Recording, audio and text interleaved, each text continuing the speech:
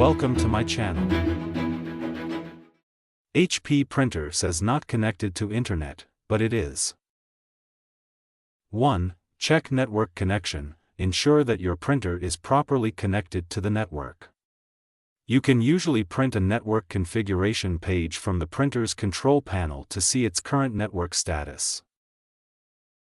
2. Restart devices. Power off your printer, router, and computer. Wait a minute, then turn them back on. This can help reset the network connection and clear any temporary issues. 3. Update printer firmware. Sometimes, outdated firmware can cause connectivity issues. Check the HP website or use the HP Smart app to see if there are any updates available for your printer.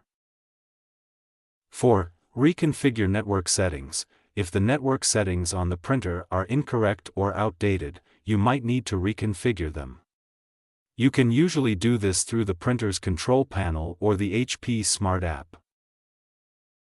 5. Check for interference. Make sure there are no physical or signal interferences between your printer and router. Sometimes, moving the printer closer to the router can help. 6. Check printer status. Sometimes, a printer might be connected to a network but not properly configured. Ensure that the printer is set to be discoverable and properly configured for your network.